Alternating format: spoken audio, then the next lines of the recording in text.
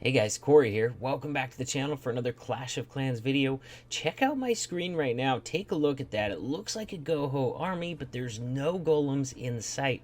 Only Pekkas, alright? So this is like the Pekka-Hog attack, and I've covered it once before, but I only had like one example. Now we're seeing it being used more and more in WHF2, and I gotta say, I love it. Those Pekkas are crazy strong. Why not work them in, replace those golems, send them in as part of that kill squad, and get some massive value, leaving very little left for your Hog Riders. Let's check out these three examples of this attack triple in Town Hall 10 bases. Nerf this!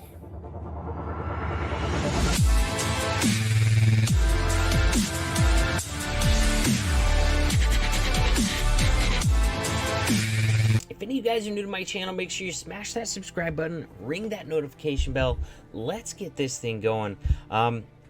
If you've watched any of my videos before, or at least a few of them, you probably know that I love Pekkas. They're so strong, they're so tanky. Why not utilize them by sending them into the base? And also, they are an amazing funneling troop.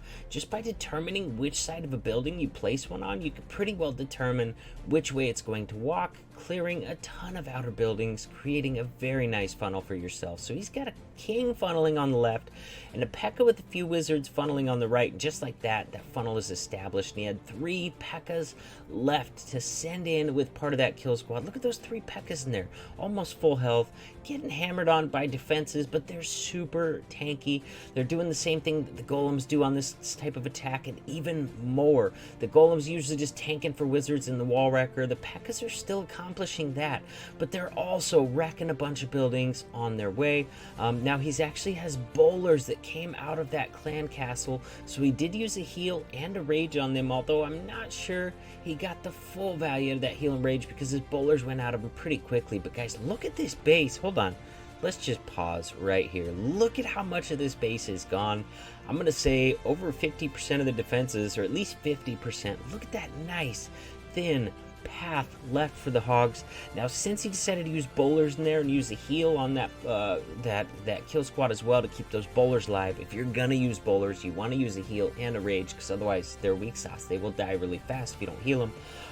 But I usually like to bring Valkyries instead, just because that way you can get away with only using 1 spell with that kill squad, and that way you have 4 heal spells left for the Hogs. Although it's gonna be enough to get it done this time, but because of these outer traps on this base, it is gonna be a bit of a close one.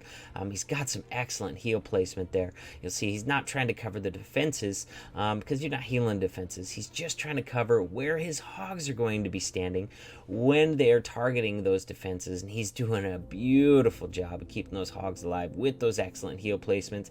However, the defender has also done an excellent job of trapping this base for Hogs. He kept all his traps away from the queen entry there, and therefore Rupesh's Hogs are having to hit him all around the outside of the base. Unfortunately, he didn't have that last heal to cover that bomb tower section, so his Hogs are going to go down. But luckily, that last defense that's left is an air defense. The only thing that it shoots is in the air. It's not going to touch your wizards, not going to touch your archers. Actually, an archer is going to take it down.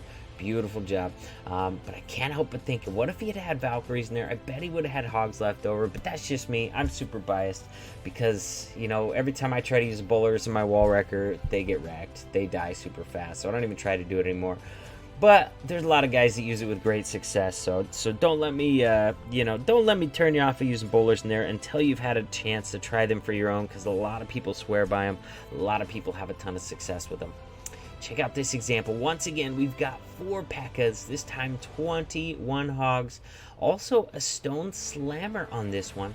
And guys, I like it. I like it a lot. Usually you want that wall wrecker to do some of the ground tanking for you, but if you've got 4 Pekkas, you're gonna have some Pekkas in there anyways. Even if you use 1 or 2 on the funnel, you're gonna have at least 2 or 3 left in there tanking for your heroes coming in.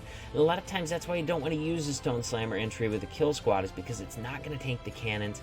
It's not going to tank the bomb towers, not going to tank the mortars, that sort of stuff. So your heroes are taking some damage early. On this attack, that is not the case. Those Pekkas are in there doing a ton of tanking. Now he delays his queen. Honestly, he might have just forgot to get her down because he delayed her too long, so she's not following the rest of the kill squad in there. She's going to circle around the outside of the base instead. If she would have gone inside, she could have grabbed some more of those buildings in the core, making it an even thinner pathing for the Hogs. Now, on this one, he does have 4 heal spells, and it's a good thing because his hog drop, man, since his queen didn't go in and get that core, his hogs split. Some of them go for that core. He ends up healing them and ends up healing another group on their way into the multi-target Inferno, although he could have placed that heal a little better. Could have placed it kind of covering just that edge of the multi, and that way it would have covered that bomb tower as well. As it is, he does still have 2 heals, but those hogs are taking a bunch of heat.